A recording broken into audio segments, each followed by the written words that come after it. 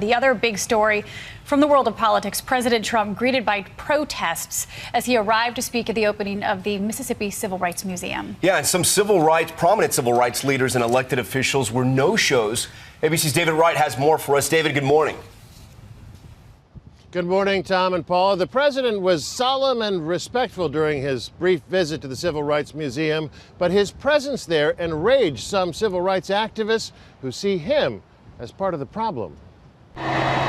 From the moment Air Force One touched down at Jackson's Medgar Evers Airport, no hate! Crowds of people called the president out as a modern example of the evils they struggled to overcome. He does not represent civil rights. He represents racism. He represents misogyny. He represents xenophobia. Because Trump was here, some of the nation's most prominent civil rights leaders stayed away. Congressman John Lewis, for one, called Trump's presence an insult. Other local leaders held a separate event nearby rather than appear with the president. We would not allow the history of those who sacrificed so much to be tarnished for political expediency. They cited, among other things, Trump's equivocal response to white supremacists in Charlottesville this past summer. Hatred, bigotry, and violence on many sides. On many sides. But at the new museum, Trump paid his respects alongside the widow of Medgar Evers. Where's Marilyn? How are you, Marilyn? Thank you so much.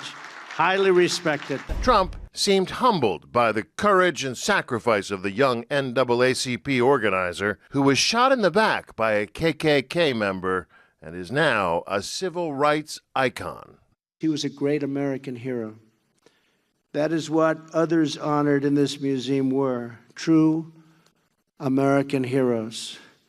Today, we strive to be worthy of their sacrifice. Trump's message Saturday, one of inclusion. We want our country to be a place where every child from every background can grow up free from fear, innocent of hatred, and surrounded by love, opportunity, and hope.